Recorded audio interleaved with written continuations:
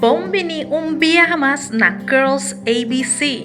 Manera bosa tur simang nosso publicar tepnang panos kuting kabay di Cruel Natural.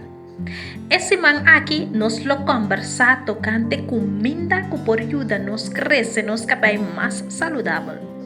Da hopiende que cabay fuerte y saludable para nos obtener un cabay más saludable y que por crecer fuerte nos nuestra trata nos urba con amor y atención.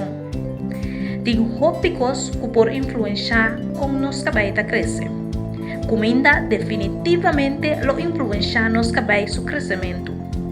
Ting hopi comida que nos por come y que ta beneficia nos cabay.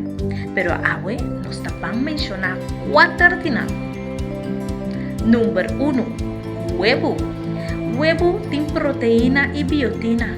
Es dos nutrientes nan aquí esencial para crecimiento de cabello.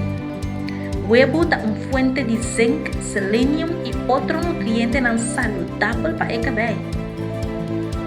Número 2. Pisca vet of grasoso.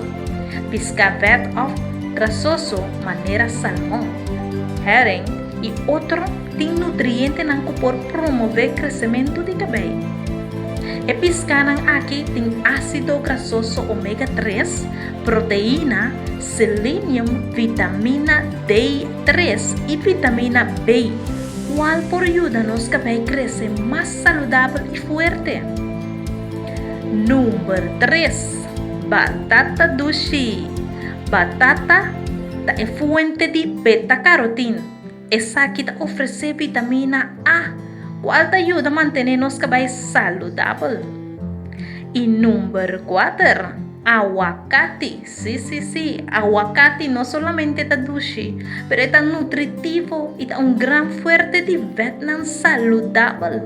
Aguacate tiene vitamina E, cual no solamente lo ayuda a nos cabellos crecer más saludable, pero también lo por ayuda a nos con estrés, cual lo por evitar caída de nos cabello.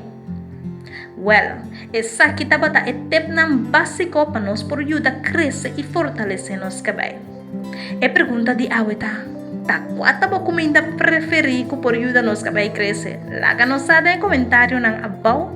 Assim nos ajuda outro proteger e crescer nos corona bonita de Cruel riba nos cabeça. Me agradeci boa atenção e corda seguir Girls ABC riba mídia social e aportar, não olvida de share o vídeo aqui.